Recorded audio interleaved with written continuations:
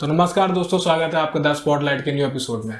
आज के इस एपिसोड में हमारे साथ हैं कराटे जगत की एक जानी मानी हस्ती मिस्टर भरत शर्मा जी।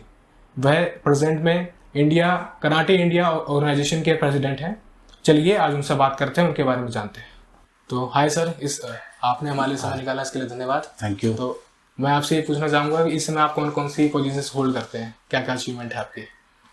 देखिए कि देश के अंदर कराटे से संबंधित मैंने बहुत सारी पोजीशंस होल्ड की हैं, बट करंटली अभी मैं कराटे इंडिया ऑर्गेनाइजेशन के प्रेसिडेंट के साथ साथ south Asian karate do federation का भी प्रेसिडेंट हूँ और एशियन कराटे फेडरेशन का एग्जीक्यूटिव मेंबर हूँ, कॉमनवेल्थ कराटे फेडरेशन का वाइस प्रेसिडेंट हूँ और वर्ल्ड कराटे फेडरेशन का फॉर्मर टेक्निकल कमीशन मेंबर हूँ, कराटे एसोसिएशन ऑफ दिल्ली का प्रेसिडेंट हूँ, दिल्ली ओलंपिक एसोसिएशन का मैं एसोसिएट वाइस प्रेसिडेंट हूँ और अभी तो फिलहाल इतना ही बहुत है। तो सर, जैसे कि आपने आपकी उपाधियां हमको बताई, आपने ये सब अचीव कर रखा है, तो मैं सर ये सोचता हूँ कि इन सब की शुरुआत कैसे हुई होगी? आपका कराटे में रुझान कैसे बढ़ा, आपने कैसे इसको स्टार्ट किया? देखिए, ये बहुत पुरानी स्टोरी है। जैसे कि मतलब मैं कोई ऐसी बात नहीं बताना चाहूँगा, बट 1980 के अंदर जब मैं स्कूल में पढ़ता था, जब when I was 15 year old, तो उस टाइम में सब लोग ब्रूस ली की फिल्म देखते थे जी। हम भी ब्रूस ली की फिल्म देखते थे और ब्रूस ली की फिल्म में देख देख के हमारे अंदर कराटे सीखने का एक जज्बा पैदा हुआ। और मेरी क्लास के अंदर मेरा साथ में एक दोस्त था जो कहीं कुंफू कराटे कुछ सीखता था या उसने सीखा होता जी। तो I was a sports person. बचपन से मैं सभी गेम खेलता था, फुटबॉल खेलता था, स्कूल के लिए क्रिकेट खेलता था, बास्केटबॉल खेलता था, एथलेटिक्स में था। तो जैसे क्लास के अंदर होता है तो ऐसे ही वो अपना कुछ कराटे करके दिखा रहा था, तो उसने ऊंची किक उठाई। ठीक है। तो उसने बोला तुम कर लोगे, मैंने भी उठाई।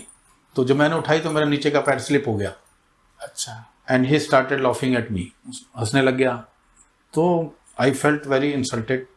और बड़ा मैं बचपन से मेरे अंदर एक जुनून तो बड़ा वो है किसी भी चीज़ को लेके। तो बस मैं वहाँ से सीधा घूमता घूमता ढूंढता पहुँचा। किसी ने बताया इंडिया गेट के पास कहीं कराटे क्लास होती हैं। पहुँचा, finally I found karate class at Pandara road जी। और मेरे सबसे पहले टीचर थे टी.के. राजन। तो उनके पास जाके मैंने कराटे सीखना शुरू किया और पहले 1 महीने के अंदर ही कराटे सीख के सबसे पहले क्लास में वापसी आके उसी लड़के को चैलेंज किया और उसको स्कूल में मारा और उसके बाद कराटे की जर्नी शुरू हो गई। क्या बात है। तो मतलब इस कराटे की जर्नी स्टार्ट होने के लिए उस लड़के का बड़ा योगदान है। जी बिल्कुल। जिंदगी के अंदर एक इंस्पायरेशन तो जरूर होनी चाहिए जी। आदमी यदि कहीं से मोटिवेट हुआ ही नहीं तो मेरा ये मानना है कि वो आगे लाइफ में सक्सेस नहीं कर सकता। जी ठीक है सर, आपकी शुरुआत तो हमें सुन के बड़ा अच्छा लगा है कि शुरुआत किस तरह से हुई, इंस्पिरेशन आपको कहाँ से मिली। जी। तो सर, जब आपने ट्रेनिंग शुरू करी होगी शुरुआत में, जहाँ तक मैं समझता हूँ, तो आपको बहुत सी ऐसी कठिनाइयाँ ऐसे कुछ होगा जो आपको फेस करनी पड़ी हो, तो उसके बारे में आप हमको कुछ बताइए। सबसे बड़ी बात तो यह है कि उस टाइम में कराटे एक स्पोर्ट्स तो था नहीं जी। और कराटे को अमूमन मार धाड़ की आर्ट मानते थे जी। ये सोचते थे कि कराटे कर रहा है तो गुंडागर्दी करेगा, लड़ाई करेगा। तो I belong to a very highly educated family. मेरे फादर बैंक में मैनेजर थे। मेरी और बाकी सारी फैमिली में सब पढ़ाई लिखाई में ज़्यादा हैं। I was the only revolutionary person in my family. तो सबसे बड़ी मुश्किल थी कि मैं आपको बताना चाहता हूँ कि उस टाइम 25 रुपये फीस होती थी और 50 रुपये की कराटे की ड्रेस आती थी। अच्छा। और 25 रुपये एडमिशन फीस थी। तो जब मैं वहाँ पे गया तो मेरे पास वो 100 रुपये भी देने को नहीं थे। तो मतलब ये 100 रुपये मतलब आज की डेट के अंदर यदि 1980 में बात करो तो तब के 100 रुपये आज के 10,000 रुपये के बराबर होंगे। जी। तो किस तरह मैंने मम्मी से थोड़ा पैसे लिए, झूठ बोल के थोड़े पापा से लिए, इधर उधर से कैसे भी मैनेज किया कि एक ड्रेस खरीदी, सर को फीस दी और मैंने शुरू की। और पैशन मेरे को इतना ज़्यादा था कि मैं आपको बताना चाहता हूँ कि मैं आदर्श नगर में रहता था उस टाइम जब मैंने शुरू किया था। दिल्ली में आज़ादपुर मंडी के सामने एक कॉलोनी है, तो वहाँ हम रहते थे। और वहाँ से इंडिया गेट सुबह 5 बजे मैं उठता था। तो सबसे पहले मैं रनिंग करते हुए लगभग 1-1.25 किलोमीटर दूर हमारे घर से बस स्टैंड था। मैं फिर बस स्टैंड पे जाता था। सर्दियों के दिन में 0 डिग्री हो, 1 डिग्री हो, तो कभी बस मिलती थी, कभी नहीं मिलती थी। तो पीछे से दूध के ट्रक आते थे, तो किसी ट्रक में लटक के आज़ादपुर तक चला गया। आज़ादपुर से फिर कोई बस पकड़ी, फिर उससे रेड फोर्ट तक चले गए। रेड फोर्ट से बस पकड़ी और फिर यूपीएससी एक स्टैंड का नाम है शाहजहां रोड पे, वहाँ उतरे। फिर वहाँ से 500-600 मीटर क्लब था, फिर दौड़ते हुए गए। बट आई कैन प्राउडली से कि मैं तब भी सबसे पहले पहुँचता था इतनी दूर से जाने के बाद, और सबसे एंड में क्लास से जाता था। तो कभी मगर दूरी महसूस नहीं हुई, क्योंकि दिल में पैशन था करने का। और उसके बाद स्कूल भी जाना जी, और स्कूल के बाद शाम की क्लास में फिर चला जाता था मैं। तो यही सारा उस टाइम एक पागलपन की हद से जैसे कराटे करते थे। तो शुरुआत में बस यही मुश्किलें हुई। फिर डाइट को लेके बड़ा मैं कॉन्शियस था। बट लकीली कि हमारे घर के सामने आज़ादपुर मंडी थी, तो धीरे धीरे 2-3 दोस्त और हो गए। तो जब हम आते थे वहीं से संतरे, सेब, केले 2-2 रुपये आपस में मिला के खाते थे, और फिर घर पे जाके जो भी मिलता था नाश्ता वो अलग खाते थे। तो इनफैक्ट कुछ महीनों तक तो मेरे को हुई, और बाकी मुझे लगता नहीं कि मैंने 1 साल से ज़्यादा फीस दी होगी। उसके बाद मेरी परफॉर्मेंस को देखते हुए सर ने मेरी फ़ीस माफ़ कर दी थी। उसके बाद मेरे को फ़ीस देनी नहीं पड़ी, पर 1 साल मैंने बहुत मुश्किल से मैनेज किया। फ़ीस देना, ड्रेस के लिए पैसे खर्च करना, ड्रेस खुद धोनी पड़ती थी जी, ना वॉशिंग मशीन होती थी, और इतनी हैवी ड्रेस होती थी, मम्मी मना कर देती थी। तो खुद ला के आता था, उसको धोता था, सुखाता था, फिर दोबारा से उसको प्रेस खुद करता था, फिर पहन के आता था। तो यही बस, इससे ज़्यादा तो और कोई मुश्किल नहीं थी। सर जैसे आपने अपनी जो इतनी मुश्किलें बताई, आपने बोला कि इससे ज़्यादा कोई मुश्किल थी नहीं, फिर जहाँ तक मुझे लगता है कि इतनी तो तक जाना, अलग अलग कभी दौड़ के, फिर बस में ट्रक से लटक के, फिर भी पहले पहुँचना, उसके बाद ये सब करना, तो मैं समझता हूँ अगर पैशन अगर आप फॉलो करते हो तो फिर सब चीज़ें आसान लगती है। बिल्कुल। मैं तो अपने सभी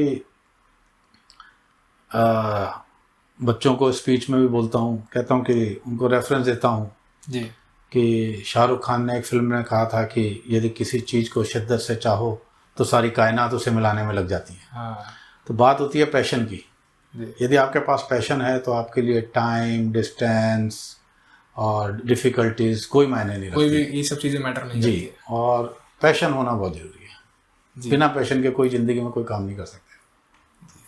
तो सर इसी चीज़ से मैं एक सवाल आपसे और पूछना चाहूँगा, जैसे कि आपका शुरुआती जब आप मेन स्ट्रीम में आए, तो जहाँ तक मैं जानता हूँ कि भारत में कराटे जैसे खेलों को अपनाना थोड़ा सा मुश्किल है, तो आपका उस चीज़ के बारे में क्या अनुभव है?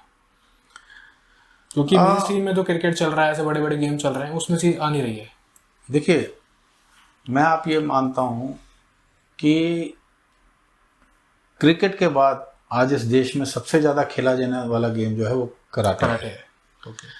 पूरे देश के अंदर कोई ऐसा राज्य नहीं, कोई ऐसी डिस्ट्रिक्ट नहीं, कोई ऐसा स्कूल नहीं, कोई ऐसा कॉलेज नहीं, कोई ऐसा प्रदेश नहीं जहाँ कराटे नहीं होती जी। But unfortunately not only karate, हमारे देश के अंदर एक कुछ लिमिटेड स्पोर्ट्स को ज़रा ज़्यादा पॉपुलराइज किया जाता है, सपोर्ट किया जाता है, ठीक है ना। और फिर भी मैं मानता हूँ कि बहुत सारे ऐसे गेम हैं जिनसे बिना किसी गवर्नमेंट की सपोर्ट के, बिना किसी फाइनेंशियल सपोर्ट के भी कराटे बहुत आगे है जी। और इसका क्रेडिट जाता है सभी प्लेयर्स को, कोचेस को। और कराटे, मैं जो बताता हूँ कि कराटे एक ऐसा यूनिक स्पोर्ट्स है, it's a unique employment also जी।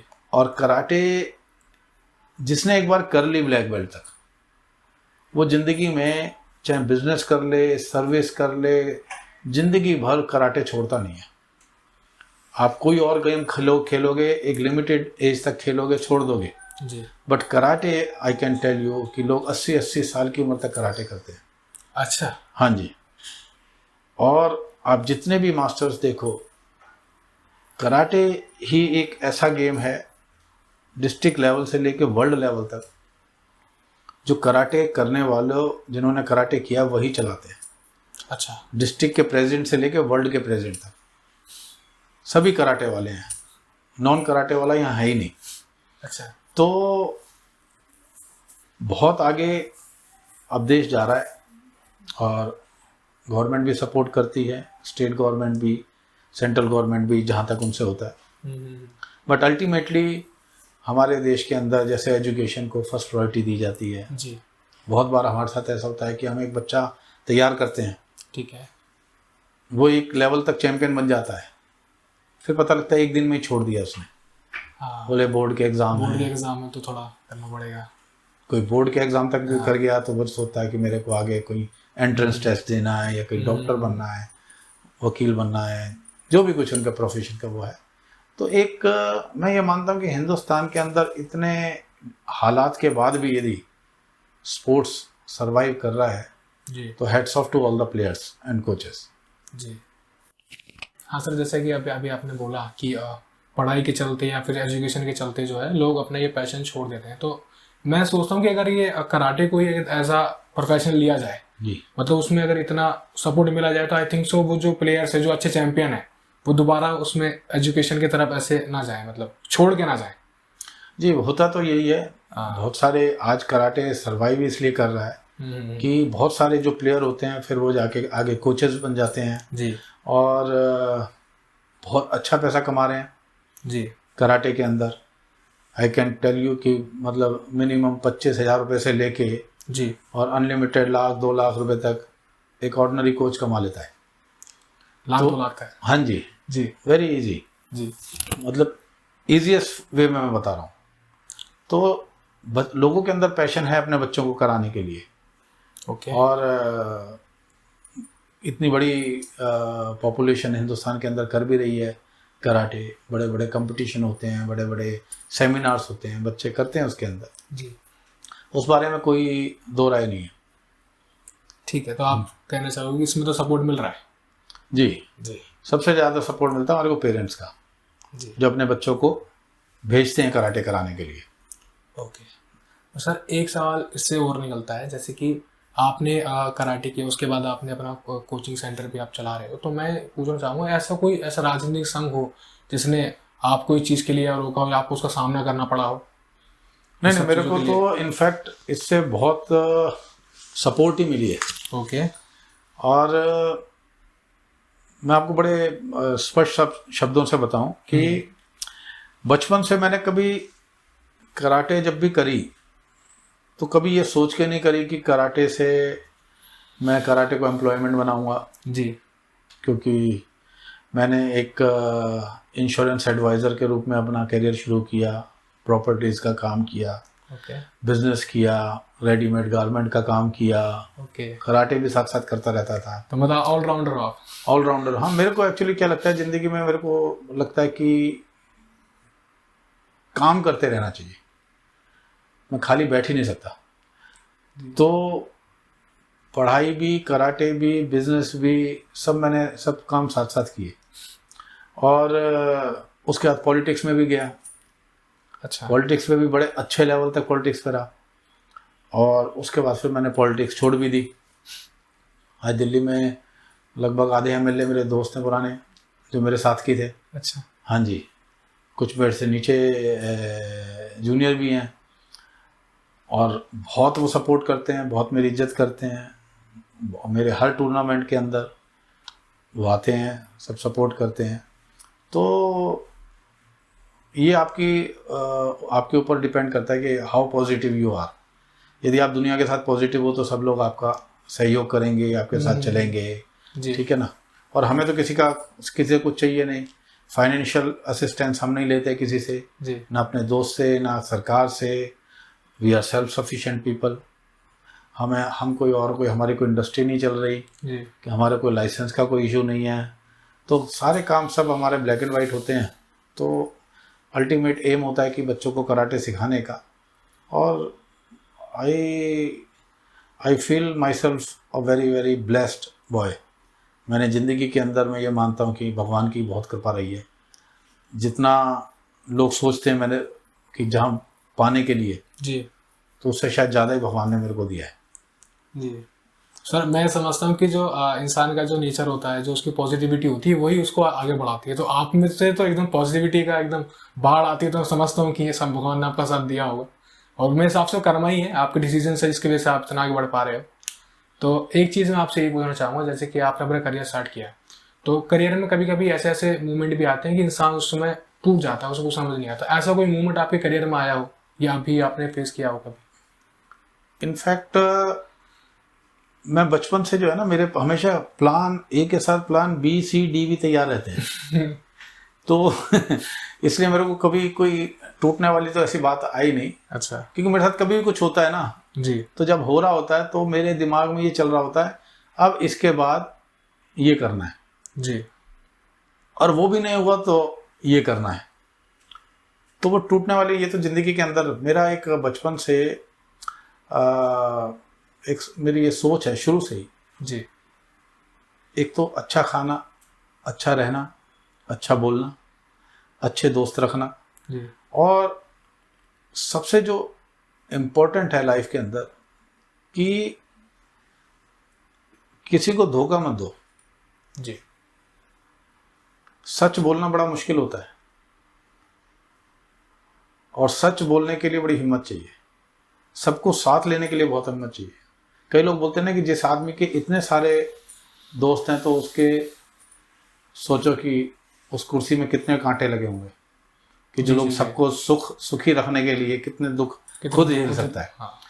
तो अल्टीमेटली मेरी लाइफ के अंदर मुझे किसी चीज़ का ना तो रिग्रेट है और मैं मतलब कोई बुरी चीज़ होती है तो उसे भूल जाता हूँ बड़ी जल्दी। हाँ, और आगे ज़िंदगी के लिए आगे चल देता हूँ। सर बहुत अच्छा एटीट्यूड है आपका इस चीज़ में ना। जी। बुरी चीज़ भूल जाता हूँ, मुझे अच्छी चीज़ याद रहती है बस। देखिए मेरा मानना है कि जब हम कार चलाते हैं ना जी, तो उसमें एक होती है बड़ी वाली स्क्रीन होती है सामने, जी, जिसको बोलते हैं विंड स्क्रीन। जी। और एक होता है बैक व्यू मिरर। हाँ, छोटा सा। ठीक है, छोटा सा। हाँ। तो आप जिंदगी में जब उसको देखते हो 1 सेकंड और उसको देखते हो पूरा टाइम, तो जब 1 सेकंड देखते हो तो वो पास्ट दिखता है आपको, पीछे से चला गया। जी। कोई गाड़ी चली गई, गाड़ी पीछे आई, ठीक है, उसमें उसको देख के आप पीछे का देख के कभी गाड़ी नहीं चला सकते। हाँ, आप देखना आगे पड़ेगा। देखना आगे पड़ेगा। तो लाइफ में पीछे देखो, फुल भूल जाओ, आगे देखो। तो इसलिए जो लोग पीछे को देख के जीवन में आगे सोचते हैं कि चलने का, जी। मैं पिछला सब भूल जाता हूँ। और मेरा एक मानना है बचपन से कि कोई भी यदि सुख नहीं रहा तो दुख भी नहीं रहता। यदि दुख है तो सुख भी आएगा और सुख है तो दुख भी आएगा। और जब मैं ये सोचता हूँ कि जब मैं सुखी हूँ तो मैं सोचता हूँ मैं कितना सुखी हूँ। फिर मैं देखता हूँ इस दुनिया के अंदर करोड़ों लोग ऐसे हैं कि जिनको इतना भी सुख नहीं है जितना मुझे भगवान ने दिया है। जी, जी। और जब मैं दुखी होता हूँ तो फिर मैं देखता हूँ कि दुनिया के अंदर कितने करोड़ों लोग हैं, उनको इस दुख से 100 गुना दुख है। जी, जी। वो भी जिंदगी में जी रहे हैं, जिनको जिंदगी में पूरे दिन में एक अनाज का दाना नहीं हासिल होता, कहीं पे किसी को पानी नसीब नहीं होता, किसी को कोई ऐसी बीमारी लग गई है कि जो बेचारा तड़प तड़प के मर रहा है। तो ऐसे बहुत सारे दुख हैं, दुख की तो कोई सीमा ही नहीं है। यदि आप अपने दुख से दुखी हो गए तो ये सोचो कि कितने लोग और दुखी हैं। जी, जी। तो आपको अपना दुख बड़ा छोटा लगेगा। और जब सुख हो तो आपके अंदर घमंड नहीं आएगा, आपको लगेगा आप तो कुछ भी नहीं हो, आपसे बहुत करोड़ों लोग हैं जो आप कुछ भी नहीं हो, सुई की नोक के बराबर सुखी हो। तो यही होता है आपके पॉजिटिव एटीट्यूड, आपका सोचने का नज़रिया जो आपको ज़मीन पे रखता है। जी, ठीक है सर। तो एक सवाल और मैं आपसे पूछना चाहूँगा, जैसे कि आपकी जो जर्नी है पूरी अभी भी चल रही है, तो इसमें ऐसा कोई ऐसा पल हो जिसको आपको सोच के ऐसा आंखें नम जाती हो, कभी सोचते हो कि यार ऐसा कुछ हुआ था मेरे साथ, पॉजिटिव वे में? नहीं, ऐसा मेरे को आंखें नम तो मेरी एक ही बात सोच के होती हैं कि जब मैं अब दुनिया भर के फंक्शंस में जाता हूँ जी और बच्चों के माँ बाप को देखता हूँ जो उनका टिफ़िन लेके, उनका किट बैग लेके, जी उनकी 2-2 मिनट की फ़ाइट के लिए हज़ार 2-2 हज़ार किलोमीटर चल के भी आते हैं जी और दिन भर बैठते हैं अपने बच्चे की फ़ाइट के लिए, तो अपने माँ बाप की याद आती है बस। क्योंकि उस टाइम में कराटे का दूसरा था, तो हमारे तो माँ बाप ने हमें कराटे करते हुए देखा ही नहीं। इनफैक्ट जी वो अपना रहते थे, हम जाते थे करके कराटे आ जाते थे। ना कंपटीशन होते थे उस टाइम में, बहुत कम कंपटीशन होते थे, तो ना कंपटीशन देखते थे वो, ना उन्होंने कुछ देखा और वो स्वर्ग सिधार गए। तो ये चीज़ मिस करता हूँ जीवन में कि काश मेरे माँ बाप जिंदा होते और आज देखते कि उनका बेटा कराटे में कहाँ से कहाँ पहुँच गया, पहुंच गया है। तो शायद हो गया। बट काफ़ी यंग एज पे मेरे मदर फादर की डेथ हो गई थी, तो बस यही मिस करता हूँ। उसके अलावा तो सब भगवान का सब दिया हुआ सब कुछ है। मैं समझता हूँ सर, दुख तो आपको होता ही होगा, क्योंकि बच्चे के लिए सबसे बड़ी जो चीज़ रहती है कि जो मैं कर रहा हूँ मेरे बाप तो जरूर देखें। जी बिल्कुल, हम अपने बच्चों को देखते हैं तो सबसे ज़्यादा खुशी होती है। जी मेरा बच्चा हाँ यहाँ से यहाँ चले गए, जी, उनको जी, भी जी। खुशी होती है। ठीक है सर, जैसा कि आपने बताया आप कभी पीछे मुड़ के नहीं देखते हो, जी एक बार पीछे मुड़ के देखना और बताना ऐसा कोई जो मूवमेंट जब आप सोचते हो तो आपको बहुत ज्यादा गर्व महसूस होता है। बहुत सारे मौके हैं ऐसे, जी पीछे मुड़ूंगा तो गर्व ही गर्व वाले हैं। तो दुख वाले तो भूल जाता हूँ ना मैं। दुख वाले तो भूल जाते हाँ, हैं। उन्हें याद ही नहीं करता। क्यों मुड़ के उनका बुरी चीज़ को क्यों सोचना। जी जी जी तो उनमें एक सबसे बड़ा तो ये है कि 2022 में जी सीनियर कैटेगरी के अंदर WKF सीरीज ए में जी पहली बार इंडिया के किसी बच्चे ने गोल्ड मेडल जीता था वर्ल्ड चैंपियनशिप में। जी वो मेरे बेटे ने जीता था। अच्छा हाँ, तो वो एक मेरे को बड़ा अच्छा वो लगता है। तो उसके बाद जब वो मेरे गले लगा जीतने के बाद, जो एक पेरेंटल खुशी होती है, और साथ ही साथ ये प्राउड कि देश के लिए जीता, सबसे बड़ी बात। क्योंकि जब खिलाड़ी खेलता है तो देश के लिए खेलता है, तो वो मेरे को डबल खुशी थी। एक देश के लिए मेडल जीता, उसकी भी खुशी, मेरा बेटा जीता तो उसकी भी खुशी। तो वो एक मेरा, मैं कह सकता हूँ कि एक वन ऑफ द ये most memorable moment of my life कि मैं पीछे, बाकी तो अनलिमिटेड है। अनलिमिटेड है वो, बताते बताते देश का कोई भी बच्चा मेडल जीतता है तो मेरे लिए लगता है कि वो मेरा ही बेटा है, मेरा ही बच्चा है, मेरी बच्ची है। क्या बात है सर। जी सर जैसा कि आपने बताया कि आपके बेटे ने उसमें कराटे में मेडल जीता था, तो आप उसमें आप बड़ा आपको गर्व महसूस हुआ था। तो मेरा उसमें एक सवाल ये है कि मैं जानता हूँ कि अगर उन्होंने वो करा उसके लिए उन्होंने मेहनत किया होगा, बहुत सी कठिनाई का सामना किया होगा, आपने भी उनकी हेल्प करी होगी, तो इसकी बैक स्टोरी क्या थी सर, उन्होंने ऐसा। देखिए, बैक स्टोरी नटशेल में बताता हूँ कि जी यदि मेरा बेटा है तो एथलेटिक तो होगा ही, जी और उसका पहले कोई कराटे में इंटरेस्ट नहीं था। His name is Pranay Sharma. तो मगर एथलेटिक था कि स्कूल के अंदर 100 metre, 200 metre, 400 metre, long jump, high jump, सब में उसका गोल्ड आता था। ओके जी, बास्केटबॉल खेलता था जी, बास्केटबॉल के अंदर NBA के लिए सेलेक्ट हो गया था, और बास्केटबॉल उसका पहला फर्स्ट पैशन था। तो एक दिन मेरे हमारे घर के सामने पार्क है, तो वो खेलता था। मैंने कभी उसको बोला नहीं कराटे करने के लिए। तो I think he was around 11 year old. तो हम पार्क में ऐसे ही घूम रहे थे, तो आप लोग देखो ना, पार्क में एक हॉर्स होता है, तारों का बना देते हैं, फिर उस पर घास लगा देते हैं, तो एक्चुअल हॉर्स का ही साइज होता है। ओके तो हम ऐसे ही एक्सरसाइज खेल रहे थे, तो वो भागता हुआ आया और उसने हॉर्स को ही जंप कर गया पूरा। अच्छा हाँ, तो क्योंकि उसके एथलेटिक्स उसमें मैं ज़्यादा देखता तो नहीं था, तो देन मुझे रियलाइज हुआ कि हाँ, इसके अंदर एथलेटिक वो एक स्पार्क है। मतलब नॉर्मल साइज का, तो 7 फुट तो होगा वो। हाँ वही, हाँ, तो 6 फुट तो होगा ही कम से कम। तो 6 फुट के ऊपर वो क्रॉस कर गया। क्या हुआ? हाँ, जंप करके। मैं भी अच्छी जंप करता था जी, मैं भी 6-6.5 फुट तक की फ्लाइंग किक मारता था। तो अभी मार लेता था, कुछ साल पहले थे। तो उसके बाद मैंने उसको कन्विंस किया। मैंने कहा, प्रणय तुम कराटे करो। जी। वो कराटे बोला नहीं मुझे नहीं करनी, मैं बास्केटबॉल खेलूँगा। मैं कहा नहीं करके देख, कोशिश कर, ट्राई कर। तो उसको मैंने यूट्यूब से जो वर्ल्ड चैम्पियन की वीडियोस होती हैं वो दिखानी शुरू करी, उसको ट्रेनिंग कराने शुरू करी, किक पंच कैसे फाइट वाइट करते हैं। तो थोड़ी देर में मैं देखता था, जाके देखता था वो मोबाइल पे, कि मैं सोचता था कि मैच देख रहा होगा, वो कराटे देख रहा होगा, फिर देखता था तो फिर वो NBA मैच देख रहा है बास्केटबॉल का।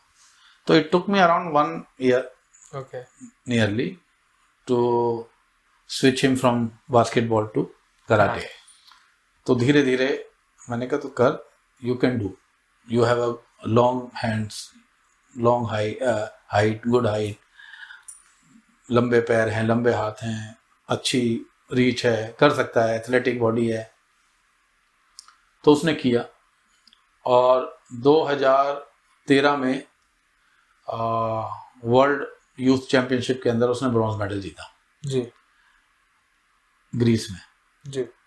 फिर चलता रहा, फिर वो नेशनल चैंपियन बना, फिर वो कॉमनवेल्थ चैंपियन बना कराटे में, फिर वो साउथ एशियन का 5 टाइम गोल्ड मेडलिस्ट हो गया, 7 टाइम नेशनल का गोल्ड मेडलिस्ट हो गया, 7 टाइम, हाँ जी, और स्कूल गेम्स का gold medallist, international school games का गोल्ड मेडलिस्ट, खेलो इंडिया का गोल्ड मेडलिस्ट। तो मुझे लगता है कि कोई ऐसी चीज़ उसने छोड़ी हो, एक वो वर्ल्ड में था। तो फाइनली मेहनत तो उसने करी और उसको एक्सपीरियंस और एक्सपोजर के लिए बहुत सारी कंट्री में भेजा। वो ईरान में ट्रेनिंग करता था ईरान के प्लेयर्स के साथ, दूसरी कंट्री में भी जाते थे तो वहाँ भी ट्रेनिंग करते थे। तो अल्टीमेटली उसकी मेहनत है और सबसे अच्छी बात है कि उसके साथ साथ कुछ और अच्छे प्लेयर हमारे दिल्ली के, वो भी साथ ही साथ एकेडमी में प्रैक्टिस करते थे और वो भी आगे बढ़ते गए। वर्ल्ड चैम्पियनशिप नहीं जीते मगर दूसरी चैम्पियनशिप में भी इक्वली, जैसे मेरे बेटे ने जीता तो और प्लेयर्स ने भी मेडल जीते जी। तो उसके अंदर एक क्या होता है कि कराटे के अंदर कंपटीशन के अंदर आपको पार्टनर भी चाहिए। तो इक्वली जब आप आगे बढ़ते हो तो आपका पार्टनर भी आगे बढ़ता है।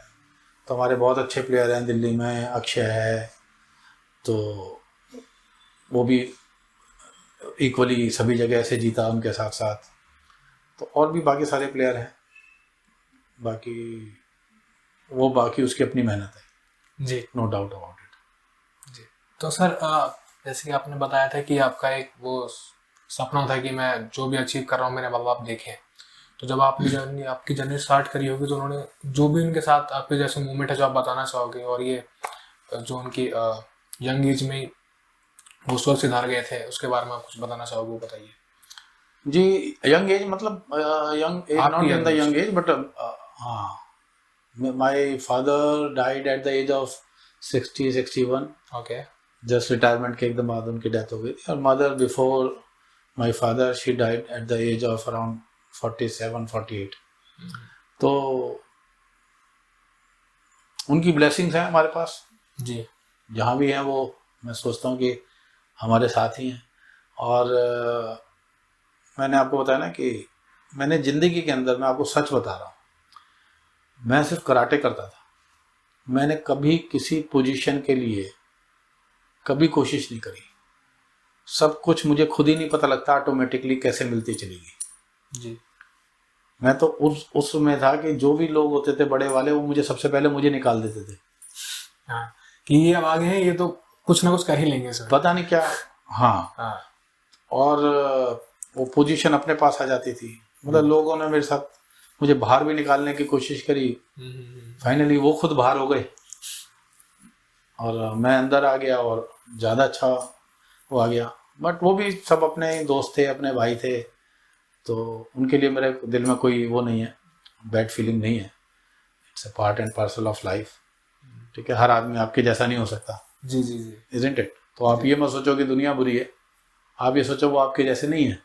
फ़र्क इतना है सोचने का कि जिस तरह होता है ना कि बहुत सारे सफ़ेद घोड़े में एक काला घोड़ा है, तो उसके सिर्फ दो एक तरह होते हैं कि वो कहते हैं वो सबके जैसा नहीं है, मगर वो काला घोड़ा कहता है कि सब मेरे जैसे सब नहीं मेरे है। जैसे नहीं है। तो मेरा सोचना ये है। जी सर, वही बात है सर कि अगर हम पैशन अगर फॉलो करते हैं एक्सीलेंस से, तो मुझे लगता है जो सक्सेस है वो अपने आप ही आ जाती है। इस बारे में कोई दो राय नहीं है। देखो मैं बताता हूँ कि आपको लेटर और सुनर, जी ट्रेनिंग, वे डाइट वाइट, ये सब सेकेंडरी हर आदमी करता है और हर आदमी कर सकता है। जी आप देखो ना कि एक क्लास के अंदर 50 बच्चे होते हैं, एक ही टीचर होता है, एक ही ब्लैक बोर्ड होता है, किसी के 100% आते हैं, किसी के 99, किसी के 98, किसी के 97 को फेल भी हो जाते हैं जी पर टीचर तो वही है, जी ब्लैक बोर्ड भी वही Blackboard भी वही है, है। सब्जेक्ट भी वही है, जी ठीक है, और क्वेश्चन आंसर भी वही है। अब कौन कितने पैशन के साथ कर रहा है तो ये तो जरूरी है ना। जी जी जी और एक किसी का होता है, किसी को डॉक्टरी का पैशन है, किसी को लॉयर बनने का पैशन है, किसी को आईएएस बनने का पैशन है। तो ये सबसे ज़्यादा इंपॉर्टेंट लाइफ के अंदर आप करता है कि आप सब भूल जाओ। आज किसकी अंदर हिम्मत है जो पूछ ले विराट कोहली से या सचिन तेंदुलकर से कि तुम्हारी एजुकेशन क्वालिफिकेशन क्या है? जी पूछ सकते हो? ना, कोई नहीं पूछ सकता। बड़े बड़े चार्टर्ड अकाउंटेंट उनके लिए नौकरी करते हैं, जी जबकि सीए बनने के लिए कितना टफ एग्जाम्स होते हैं, वो उनके यहाँ नौकरी कर रहे हैं। तो स्पोर्ट्स में चाहे वो नीरज चोपड़ा हो, चाहे और बड़े हमारे अच्छे अच्छे खिलाड़ी रहे हों या क्रिकेटर्स रहे हों, आपको सेक्रीफाइस तो करना पड़ेगा पैशन के साथ लाइफ में। आपको पढ़ाई छोड़नी हो, आपको फैमिली छोड़नी हो, आपको पार्टियां छोड़नी हो, दोस्त छोड़ने हो, जी ये सब करना होता है। वो बोलते हैं ना कि या तो 25 साल के लिए सब छोड़ दो या अगले 50 साल तक के लिए सब छोड़ दो। सब छोड़ दो। तो ये वाला वो बात है। तो आपको पैशन होना तो बहुत जरूरी है। पैशन के अलावा लाइफ में यू कैन नॉट अचीव। तो सर आपकी इस बात से मुझे एक सीख तो मिली है कि अचीवमेंट के और किसी भी चीज के पीछे मत भागो, जो भी काम कर रहे हो उसके एक्सीलेंस के पीछे भागो, है ना, उसको अच्छे से करना सीखो। बिल्कुल। आपके दिल के अंदर ये है ना कि you have to be number 1। मैं आपको एक बताता हूँ, जी मेरे सर जूडो और कराटे दोनों सिखाते थे। ठीक है। तो हमसे हमारी क्लास से पहले जूडो होती थी शाम को, सुबह सर बोलते थे कि इसको साफ कर देना जो आओगे। तो मैं सबसे पहले वहाँ पहुँच के कि मैं किस फैमिली से हूँ, मैं कहाँ हूँ, क्या हूँ, कभी नहीं सोचा। मैं ये कहता था कि इतना अच्छा साफ होना चाहिए कि सर को लगे खुश हों सर। तो वो मुझे बोलते थे नहीं भारत ने आज बड़ा अच्छा साफ किया है। तो I always use to feel proud कि मेरे को अप्रिसिएशन हुआ है, ठीक है ना। तो अभी भी चाहे कोई भी टूर्नामेंट हो, बड़े से बड़ा, चाहे मैं प्रेसिडेंट हूँ या मैं जनरल सेक्रेटरी था या पहले किसी पोजीशन पर, I always first to reach stadium, सारा देखता हूँ, और लास्ट टू कम हमेशा जी। क्योंकि मुझे चाहिए परफेक्शन हर चीज के अंदर मेरे को। और चाहे मैं पॉलिटिक्स में था तो मैंने इतना किया कि बड़े बड़े नेता बाय नेम मेरे को, चाहे दिल्ली के सीएम हो, चाहे सुषमा स्वराज जी हो, उमा भारती जी हो, मदन लाल खुराना जी हो, साहिब सिंह वर्मा जी हो, सब बाय नेम जानते थे। ओके। और आज भी लोग जानते हैं। कराटे किया तो भी टॉप पे किया, जब मैं इंश्योरेंस का काम करता था तो भी टॉप का करता था, जब मैंने कपड़े का काम किया जी और उसका किया तो पूरी कोशिश ये करी कि टॉप का माल बनाओ। मुझे टॉप करना है, परफेक्ट टॉप करना है, परफेक्शन। फ्लॉप हो जाए कोई दिक्कत नहीं, मगर क्वालिटी से कंप्रोमाइज नहीं करना। जी। तो यही है। तो शुरू से शौक था कि अच्छे कपड़े पहनने, कुछ भी करना पड़े, अच्छी घड़ी पहननी है, अच्छा परफ्यूम लगाना है, अच्छी गाड़ी लेनी है, चाहे सेकंड हैंड लेनी पड़े, लेनी अच्छी है, लेनी अपने अच्छा है कि भाई ऐसे लगना चाहिए। अच्छा। तो सर आपकी बातों से एक चीज मेरे दिमाग में आ रही कि आपने बीच में आपने राजनीति करियर भी अपना स्टार्ट किया था, तो कराटे के बाद आप फिर वहाँ राजनीति में गए, फिर वापस आए, तो उसका पीछे का क्या बैक स्टोरी कि आप गए फिर वापस क्यों आए? मतलब इनफैक्ट हुआ ये कि जब मैं राजनीति में भी था तो मेरे को नेशनल सिक्योरिटी गार्ड के ब्लैक कैट कमांडोज को सिखाने का मौका मिला। अच्छा जी। 2002 में। ओके। और मैंने 2007 तक 5 साल एनएसजी कमांडो को मानेसर जाता था मैं सिखाने के लिए। सुबह जी वही 5:30 बजे निकलता था, 6:30 बजे पहुंच जाता था। तो साथ साथ पॉलिटिक्स में भी उस टाइम था। तो जो वहाँ के डीआईजी थे उनको पता लगा कोई महीने बाद। ठीक है। तो उन्होंने मुझे बुलाया, उन्होंने मुझे कहा भारत देखो पॉलिटिकल आदमी से हम इनको नहीं सिखवा सकते, ये एक एलाइट फोर्स है हिंदुस्तान की, तो आप एक चीज सेलेक्ट कर लो, पॉलिटिक्स या इनको ट्रेन करना है कराटे। तो उस दिन तो मैंने पॉलिटिक्स छोड़ दी कराटे क्योंकि मुझे लगा कराटे तो मेरा पहला पैशन है। That time I was around 34 year old. तो मैं पॉलिटिक्स में देखता था लोग 60-60 साल के लोग टिकट के लिए भाग रहे हैं। तो मैं कहा यार मेरी तो बड़ी उम्र पड़ी, अभी 25-30 साल जी, अभी यहाँ कर लेते हैं, फिर आ जाएंगे पॉलिटिक्स में। हाँ। तो पूरे पैशन के साथ मैंने किया। तो जैसे मैं कर रहा था फिर धीरे धीरे सीआरपीएफ की टीम भी हमारे से जुड़ गई, फिर आर्मी की टीम भी जुड़ गई, फिर आईटीबीपी की टीम भी जुड़ गई, फिर Assam rifle, ITBP, CRPF, army, सभी जगह फिर कराटे की एक नई जो है एक नई जिंदगी शुरू हो गई। फिर मैं जनरल सेक्रेटरी बन गया दिल्ली का, फिर नेशनल पे जॉइंट सेक्रेटरी बन गया, फिर ट्रेजरर बना, फिर जनरल सेक्रेटरी बना, फिर वाइस प्रेसिडेंट बना, फिर प्रेसिडेंट बना। तो ये अल्टीमेटली जब मैंने कमांडोज को सिखाता था जी, तो मैंने को लगा कि शायद भगवान ही ये चाहता है कि जो मैंने ज़िंदगी में सबसे पहले कराटे से शुरू किया था और कराटे के थ्रू ही मैंने इंश्योरेंस का काम शुरू किया था जी। वहाँ पे एक आता था लड़का, वो करता था, वो मुझे भी ले गया। अच्छा। तो वो भी काम मैंने किया, प्रॉपर्टी का भी। तो हर चीज़ कहीं ना कहीं कराटे से रिलेटेड जरूर रही और कराटे की वजह से मेरे पूरे इंटरनेशनल नेशनल लेवल पे रिलेशंस भी बने। तो उसके बाद फिर पॉलिटिक्स तो दोबारा जाने का मौका ही नहीं मिला। उसके बाद तो अब कराटे में इतना काम होता है, इतना बच्चों के लिए सोचना, देश के लिए सोचना, इतनी बड़ी फेडरेशन है। जी सर। पॉलिटिक्स के लिए टाइम मिलता ही नहीं। समझ सर, अगर पूरे बच्चों के करियर के लिए सोचना है, हमको आगे उनको पुश करना है, तो मुझे पता है कि उसमें आपको समय तो नहीं मिलता होगा।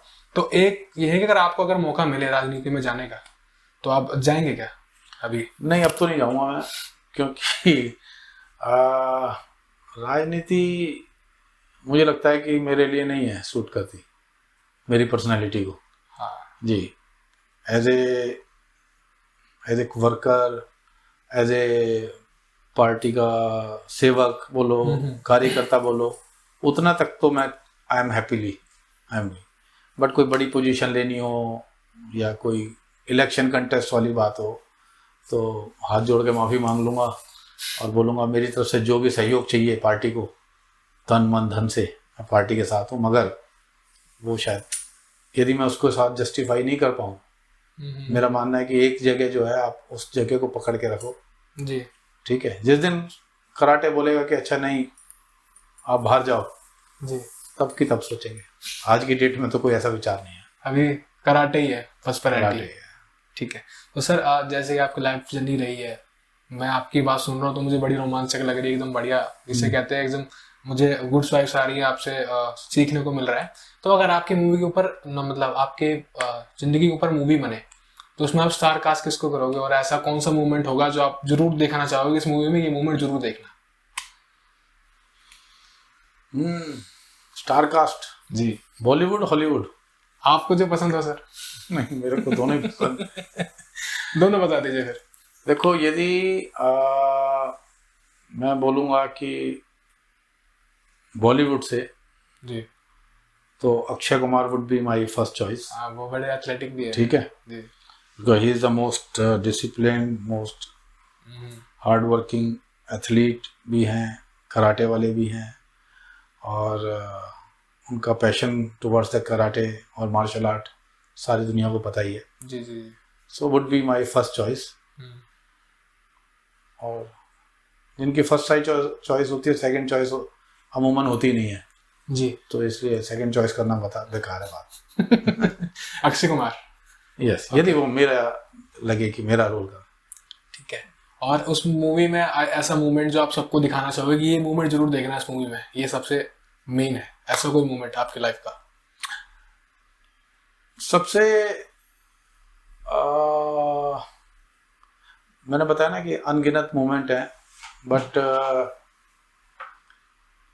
मैं आपको एक बात बताऊंगा कि 1997 में मैंने एक टूर्नामेंट कराया था ऑर्गेनाइज, ओके। तालकटोरा स्टेडियम में। मैं खुद ऑर्गेनाइजर भी था, खुद ही फाइट भी कर रहा था। अच्छा। हाँ जी। और मैं चीफ मिनिस्टर सुषमा स्वराज जी थी जी। उस टाइम आई थी, और मेरी फाइट हुई। और उस फाइट में जब मैंने पंच मारने के लिए अंदर गया तो उसने किस तरह ब्लॉक किया या किया, तो उसकी जो एल्बो है वो मेरी नोज पे लगी और मेरी नोज पूरी की पूरी ऐसे टेढ़ी हो गई। अच्छा। ऐसे चिपक गई। और मैं फाइट के लिए तैयार था, मुझे तो पता ही नहीं रहा। तो मुझे डॉक्टर ने बताया कि यू कैन नॉट फाइट और आपकी no. So they took me to the Willingdon hospital, और राम मनोहर लोहिया जो पास में है, वहाँ गए। डॉक्टर ने उसमें प्लास्टर व्लास्टर लगा के नाक सीधी कर दी, और 1 घंटे के अंदर मैं वापस आ गया। ओके। हाँ। और मैंने पूरा प्रोग्राम, पूरा टूर्नामेंट ऑर्गेनाइज किया टूटी नाक के साथ। टूटी नाक के साथ जी। तो मुझे पता ही नहीं। फिर उसके बाद में मैंने उसको दूसरे हॉस्पिटल में जाके नाक को सीधी करवाई। तब तो उन्होंने टेम्परेरी कर दिया था, and I was ready to fight again. तो बोले नहीं। तो लोग मतलब सोच रहे थे कि भाई ये कैसे इतनी चोट लग गई, और फिर ये कर। फिर मैंने 2 दिन टूर्नामेंट किया, नाक पे पट्टे, आज भी फोटो है उसकी मेरे पास। तो मैं ये सोचता हूँ, मैंने कहा यार ये जो जज्बा है ना कराटे का, तो ये होना चाहिए कि आदमी को कुछ भी हो जाए और दोबारा अपने रोल निभाने के लिए वहाँ तैयार है। तो I never given any excuses in my life कि मैं बीमार हूँ या कुछ है। नेगेटिव चीज़ निकल नहीं सकती। मैं बीमार भी हूँ तो मैं निकलेगा, मेरे मुझे निकला मैं बिल्कुल फिट हूँ। नहीं समझे? जी। हाँ। तो दर्द को नहीं दिखाना चाहिए, दुनिया में खुशी दिखानी चाहिए। तो उससे 2 फायदे रहते हैं। दुश्मन भी जो है ये सोचता है कि ये इतना खुश क्यों है, और दोस्त भी मोटिवेट होते हैं कि चल भाई खुश है तो हम भी खुश हैं। दोस्तों में तो होता ही है, भाई खुश है तो मैं खुश। तो दुश्मनों को भी रखना चाहिए कि भाई कितनी कोशिश कर लो, बंदा पूरा खुश है। तो सर मैं इस जो स्टोरी आपने भी बताई, उससे पता चलता है कि आप परफेक्शन के लिए कितना तत्पर है, आप एक्सीलेंस के लिए कितने वो, कि आपकी नाक टूटी हुई थी फिर भी आप ऑर्गेनाइज करने गए, उसको पूरा ऑर्गेनाइज किया उसको। जी। तो ऐसे बहुत सारे थे हमारे। तो आपसे तो सर बहुत चीजें सीखने को मिल रही है ना। देखो मैं ये कहता हूँ कि मैं कोई ऐसा नहीं हूँ कि मैं बहुत बड़ा ज्ञानी आदमी हूँ जी। मेरे जिंदगी के अंदर एक ही राय है कि सीखने के लिए आपको किसी से भी कुछ चीज मिल जाए। एक होता है कि आपने सिर्फ सीखा, और एक होता है आपने सीख के उसको एग्जीक्यूट किया अपनी लाइफ में। सच क्या है, झूठ क्या है, पाप क्या है, पुण्य क्या है, सबको पता है। यदि हम उसको अपनी लाइफ में एग्जीक्यूट ही नहीं कर रहे, तो मैं अपने बच्चों को जब ट्रेनिंग कराता हूं, तो जब वो ट्रेनिंग के अंदर जो स्किल्स कर रहे होते हैं, फाइट जब एक्चुअल होती है तो उसके अंदर नहीं करते। तो मैं फिर उनको बोलता हूँ ये करते क्यों, ट्रेनिंग क्यों कर रहे हो जब तुमने इसको एग्जीक्यूट नहीं किया वहां पे। तो वहां पे जाके एग्जीक्यूट करो ना, इस किक को मारो वहां पे। ट्रेनिंग के टाइम तो कर रहे थे, फाइटिंग के टाइम ने नहीं की। तो उसी तरह लाइफ के अंदर हम किसी से भी सीख सकते हैं। मैं कभी येलो बेल्ट जो बच्चा होता है उसने भी कोई ऐसी चीज कर दी तो मैं उसको ग्रैब कर लेता हूँ कि नहीं यार, यदि इसने ऐसे स्कोर लिया तो ये टेक्निक है। आज से पहले कभी क्रिकेट की बुक में हेलीकॉप्टर शॉट था कहीं? नहीं लिखा था अंग्रेजों ने? नहीं लिखा था। फिर धोनी आया, फिर झाड़ू, उल्टी झाड़ू, ठीक है, सब तरह के। चौका मीन्स चौका, छक्का मीन्स छक्का, ठीक है। तो ये जिंदगी के अंदर आप सीखते। अब जब धोनी ने मारा तो क्या अकेले धोनी ने मारा, उसके बाद सभी मारते हैं, सब मारते हैं। Isn't it? तो उसी तरह कराटे में, लाइफ के अंदर जब हम कुछ भी चीज सीखते हैं और यदि चीज अच्छी है तो उसको अपनी लाइफ में एग्जीक्यूट करो। मैं देखता था जब मैंने ब्रूस ली को देखने शुरू किया, तो ब्रूस ली का आप कोई भी फिल्म देख लो, कोई भी फिल्म, उसकी 2 ही टेक्निक ज्यादा फेमस थी। एक ये हमारे यहाँ कराटे बोलते हैं इसको उराके, हाँ, बैक फिस्ट, फास्ट मारता था वैसे, आप देखना किसी भी फाइट। और एक मारता था माओशिगिरी, राउंडर्स के साइड के। अब हम देखते थे उस टाइम में जब हम कराटे करते तो हमें तो यही नहीं पता था कि ब्रूस ली मर गया है। अच्छा। क्योंकि टीवी में फिल्में जो आती थी हॉल पे, जो हॉलीवुड में बनती थी, वहां से 5-5, 7-7 साल बाद तो इंडिया में रिलीज होती थी। जी जी। वो तो हमें कई साल बाद पता लगा कि हम जिसको मान रहे हैं, जिसको देख के हम सीख रहे हैं, वो तो मर चुका 1978 में। 80 में तो हमने सीखना शुरू किया, तो ये बाद में हमें पता लगा। अब जब मैं उसको करता था, उसमें मैंने इतना एक्सपर्टाइज कर लिया था कि मैं बता के बोलता था कि ये लो हाथ यहाँ कर लो, इसको रोकना है। अच्छा। तो मैं यदि 100 मारता था, 100 में 100 मारता था, एक भी ब्लॉक नहीं कर सकता कोई। ओके। हाँ जी। तो बता के किक मारना, बता के वो उड़ा के मारना। अब यही है, किसी ने सिखाया नहीं, फिल्म से देख के। फिल्म से देखा। ये तो हमारा इतिहास कहता है ना जी। जी। जो द्रोणाचार्य का जो था शिष्य, जिसने उनको देख के ही एकलव्य ने तीर चलाने सीख लिए। जी। तो वही है कि जिसने सीखने की है वो सीख लेगा, और जिसने नहीं सीखना है उसके सर लाख पटक लो, वो नहीं कहेगा। वही सीख भी वही पाता है जो सीखना चाहता है। एग्जैक्टली। तो अच्छी चीजें होती हैं, आप थोड़ी मुश्किल होती है। आप अच्छे लोग ढूंढो, आपको कम मिलेंगे। आप बुरे लोगों की संगत करो, फटाफट मिल जाएंगे। फटाफट। हाँ, आप जितने मर्जी बुरे दोस्त बना लो, आपको अच्छे हाई लेवल के दोस्त चाहिए तो आपको अच्छी संगत में बैठना है, अच्छे लोगों में रहना है, तो आपके फेस पे आपका ऑरा दिखता है जी। Isn't it? तो यही लाइफ है। Life is all about execution of your thoughts in your life. आप जो सोच रहे हो वो उसको अपनी बॉडी में एग्जीक्यूट कर रहे हो, ये बहुत इंपॉर्टेंट है। कोई मुझे बता दे, अनपढ़ आदमी या पढ़ा लिखा, कि उसको पाप पुण्य, चोरी, धोखाधड़ी के बारे में पता नहीं है। सबको पता है। सबको पता है। लोग पता नहीं कहाँ कहाँ कथा सुनने जाते हैं, कुछ करने जाते हैं, सब लोग एक ही चीज सिखाते हैं, सब लोग उसी को रिपीटेडली लोग 20-20 साल सुनने जा रहे हैं, बट एग्जीक्यूट नहीं कर रहे लाइफ में। कर रहे हैं। तो 20 साल सुनने का भी कुछ फायदा ही नहीं है ना भाई। एक बार सीख लिया तो खत्म बात, उसको एग्जीक्यूट करो, लाइफ में चल दो। हमने देखो ना 20-25 साल पहले जो गाना सुना जी, आज भी याद है। अच्छा, आपको भी याद होंगे। हाँ। ना पढ़ना पड़ा, ना रटना पड़ा, आपको पसंद था इसलिए याद हो गया ना। याद हो गया, हाँ। वो सुनने में अच्छा लगा तो उसको 2-3 बार सुना या बस याद हो गया। तो यही एक लाइफ है। लाइफ में हम लोग ग्लास की तरह नहीं है, पानी की तरह नहीं है। हम सोचते हैं कि स्टील के ग्लास में छुपा छुपा के अंदर कुछ हो, बाहर कुछ हो। तो डुअल पर्सनैलिटी में लोग ज्यादा जी रहे हैं। मेरे जैसा आदमी है वो सीधा, जैसा अंदर है वैसा बाहर है। आपको पसंद है तो भी, नहीं पसंद तो भी। सर, आपकी हमने लाइफ जर्नी सुनी और आप कराटे से बहुत समय से जुड़े हुए हो, तो मैं आपसे पूछना चाहूंगा, जब आपने कराटे स्टार्ट किया, जब आप कराटे में आए, उस समय कराटे का क्या स्तर था और अभी कराटे का क्या स्तर है? आपने इसमें क्या योगदान दिया, कैसे कैसे ये आगे बढ़ा है, क्या हुआ, उसके बारे में बताइए। देखिए, कराटे में तो पहले के स्तर में, हिंदुस्तान के कराटे में और आज के स्तर में जमीन आसमान का फर्क आ चुका है। मुझे ये बात बताते हैं बहुत कोई झिझक नहीं है कि हम लोग बड़ा सपनों की दुनिया में जीते थे जी।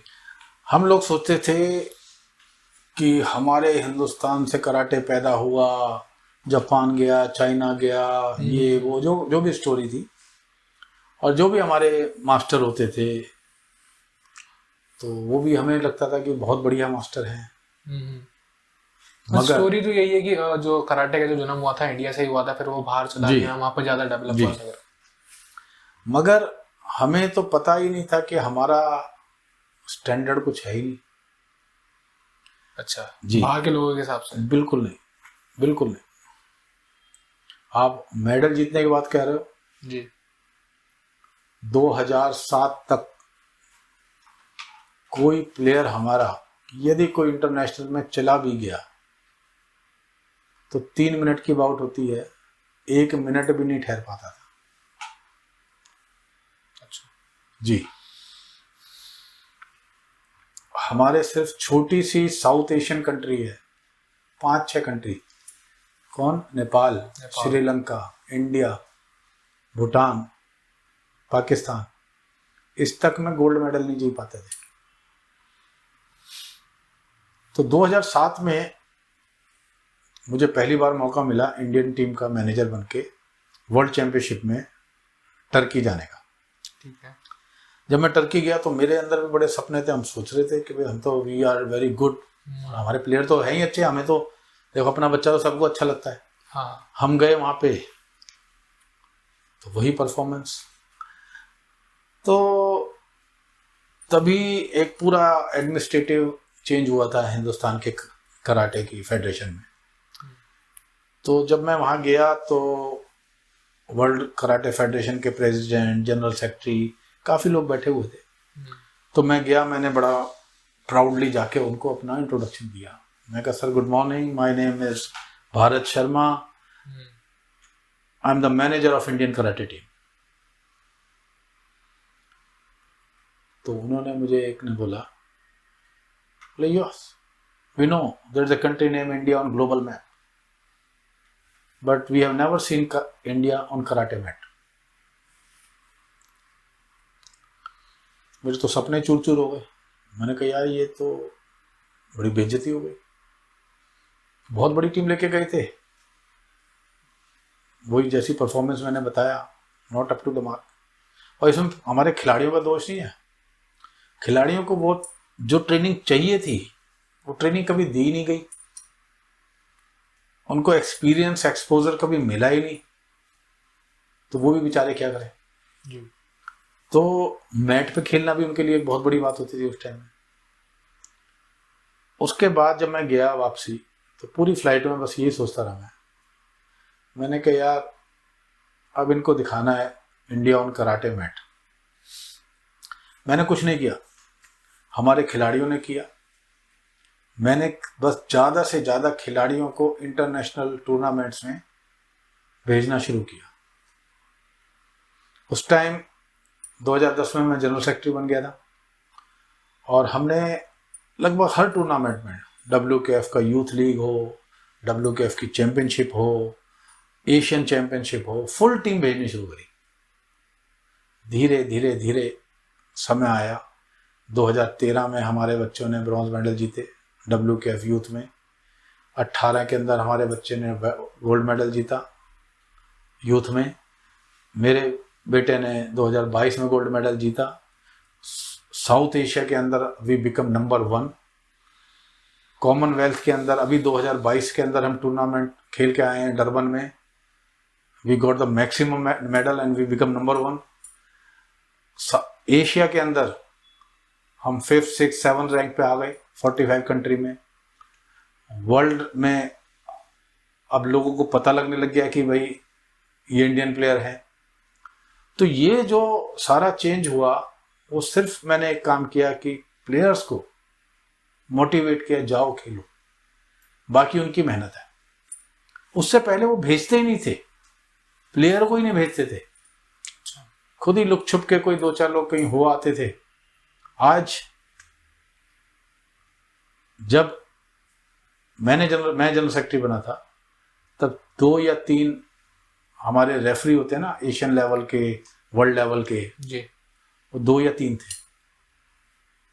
आज आपको आश्चर्य होगा कि वर्ल्ड लेवल के क्वालिफाइड रेफरीज मेरे पास 50 हैं और एशियन लेवल के 125। क्या बात है। तो जब पूरे दुनिया के मैच चल रहे होते हैं, वर्ल्ड चैंपियनशिप चल रही होती है, कॉमनवेल्थ चैंपियनशिप चल रही होती है या एशियन चैंपियनशिप चल रही होती है, मेरा प्लेयर होना हो, मेरा रेफरी जरूर अंदर होता है। इंडिया का रेफरी जरूर। तो वो इंडियन का रिप्रेजेंटेशन जी उस लेवल पे मैं ले आया। और मैं जो भी पोजीशन आज की डेट के अंदर कैरी कर रहा हूँ तो ये भारत शर्मा को नहीं है, मैं भारत को रिप्रेजेंट करता हूँ, अपने देश को रिप्रेजेंट करता हूँ। और मैं वहाँ जाके मेरे को ये महसूस होता है यदि मैं यहाँ हूँ और 200 कंट्री मेरे को जानती हैं, वो not as Bharat Sharma, as India, कि आई एम रिप्रेजेंटिंग इंडिया। मेरा नाम तो बाद में, पहले देश तो पहले है।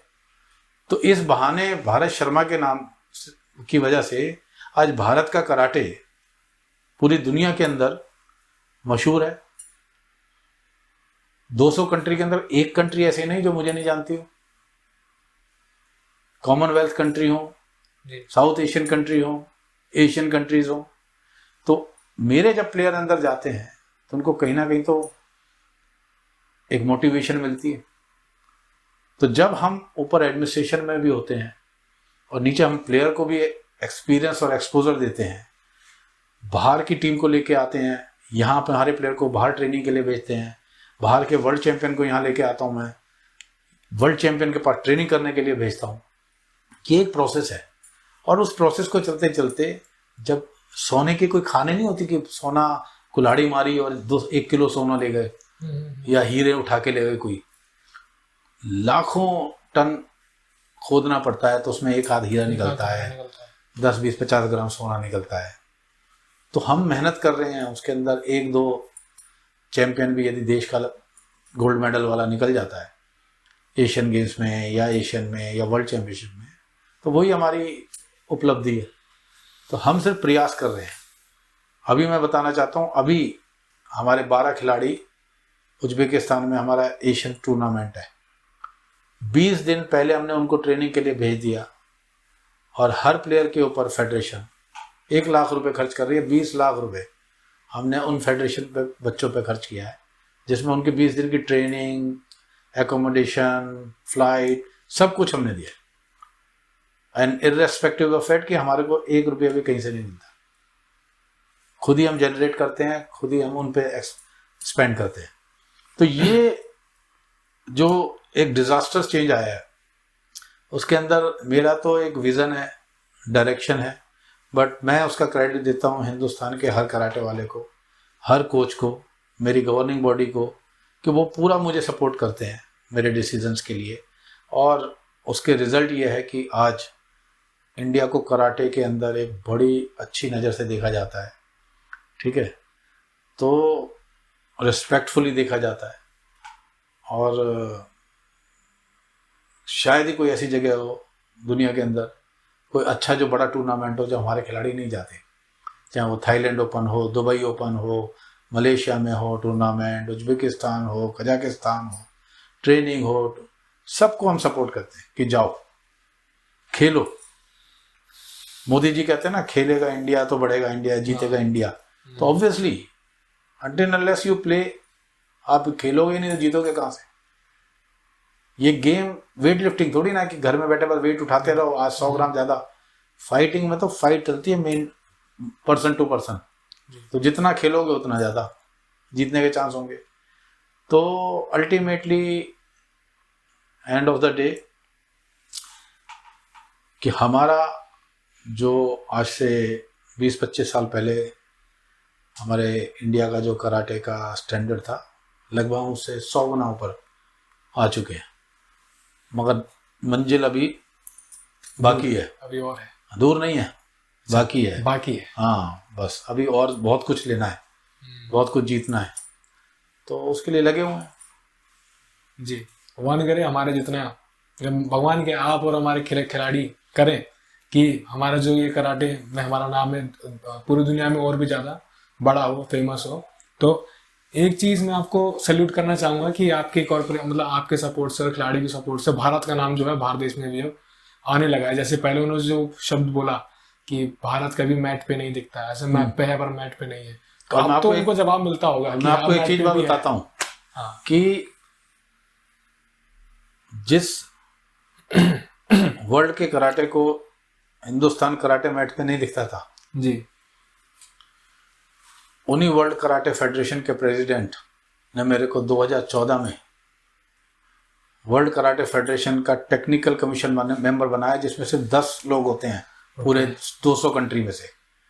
ओके, उन 10 में से उन्होंने एक इंडिया को बनाया। इंडियन था, क्या बात है। क्योंकि 2007 से लेकर 2014 तक 7 साल का जो मेहनत उनको मैंने दिखाई, जो पार्टिसिपेशन उनको दिखाया, जो डेडिकेशन, पैशन, पूरे दिन स्टेडियम में बच्चों के साथ बैठ के मैंने दिखाई।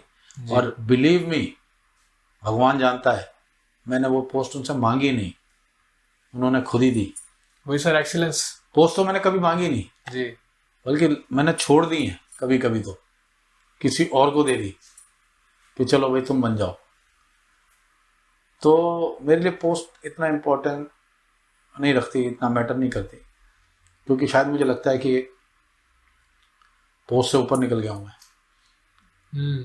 आप सिर्फ पोस्ट, हाँ, वो पोस्ट तो बस एक रिस्पॉन्सिबिलिटी है, जी जी जी, काम तो करना ही है, तो कहीं बिना पोस्ट के भी काम मैं शायद उससे ज़्यादा कर लूँगा, और अब तो फिर भी थोड़ा कम करना पड़ता है।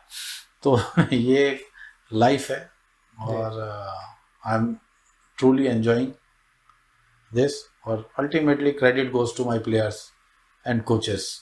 And you also sir. नहीं, मैं तो हूँ, मैं तो सारे रोल करता हूँ, बट कभी कभी सोचता हूँ कि जिंदगी में और कब तक, बस यही सोचता हूँ। और फिर आगे एक मेरे को एक बहुत बड़ी स्क्रीन दिखती है, तो उस पर दिखता है कि जब तक तुम्हारे जैसा कोई दूसरा नहीं आ जाता तब तक तो उसी की वेट कर रहा हूँ कि कोई मेरे जैसा उसी का वेट आ जाए, और देश की कराटे की उसको संभालने की, जिसके अंदर सबको साथ लेके चलने की जो है क्षमता हो, सबके प्यार से, कत्ल करके नहीं, जी जी, सबको प्यार से, जो प्लेयर हो, पेरेंट्स हो, कोचेस हो, रेफरीज हो, स्टेट एसोसिएशंस हो, सबको अपने साथ रख के, सबको मान सम्मान दे के साथ लेके चलने की हिम्मत रखता हो, और इंटरनेशनल लेवल पे भी सभी कंट्रीज को मैनेज करने की क्षमता रखता हो, उसकी इंतजार है। जिस दिन आएगा उस दिन मैं बस। अच्छा सर, तो एक लास्ट सवाल के बाद में पॉडकास्ट खत्म करते हैं। एक सवाल आपसे पूछना है कि आपसे ज़्यादा एक्सपीरियंस तो मुझे लगता है कराटे में किसी को होगा नहीं, तो ऐसा कौन सी सलाह है, ऐसी क्या सलाह है जो आप नए प्लेयर्स को देना चाहोगे कि आप इस चीज़ को फॉलो करो? देखिए, सलाह देने वाले तो आजकल बहुत लोग हैं जी, क्योंकि मुझे एक बताया था किसी ने कि भाई ज्ञान ज़्यादा जरूरी है या पैसा, तो उसने कहा पैसा। बोले क्यों? बोला पैसा मांगो तो कोई देता नहीं, ज्ञान तो हर कोई बांट देता है। तो मेरा ये है कि सिर्फ एक ही है कि अर्जुन की तरह एक लक्ष्य लेके चलो। लक्ष्य विहीन आप ट्रेनिंग कर रहे हो, कुछ भी काम कर रहे हो। अब हर आदमी समझदार है, मैं बहुत ज़्यादा दार्शनिक बन के बोलूँ ट्रेनिंग करो, ये डेडिकेशन, ये सबको पता है। 1000 रील आती हैं मोटिवेशन की आज की डेट में, ठीक है। मैं कहता हूँ, मेरा ये मानना है, लक्ष्य ही नहीं होगा जिंदगी में, ये पता ही नहीं कि मंजिल कहाँ है, तो मंजिल तक पहुंचोगे कैसे? तो पहुंचोगे कैसे? आप एक डिसाइड कर लो। मैं आपको एक एग्जांपल बताता हूँ। मैं मॉर्निंग वॉक करता हूँ ना, ब्रिस्क वॉकिंग, तेज, ठीक है। आज भी जब मैं पार्क में जाता हूँ तो मैं दूर से एक बंदे को टारगेट कर लेता हूँ, अच्छा, किसको क्रॉस करना है। उससे मैं अपनी जो मेरी नेचुरल स्पीड है उसको मैं 10-20% बढ़ा देता हूँ। फिर उसको कम 500-600 मीटर के बाद में उसे क्रॉस कर लेता हूँ तेज चल के, ठीक है। फिर उसके बाद फिर एक आगे को देख लेता हूँ अब ये वॉक कर रहा है, और उसको मैं आगे और वो कर लेता हूँ। उससे क्या होता है, मेरी जो पेस है ना वो बनी रहती है। मैं ये नहीं सोचता हूँ कि यार मैं बस वॉक कर रहा हूँ, तो एक ना कोई टारगेट रख लेता हूँ लाइफ के अंदर। तो ये एक एटीट्यूड है।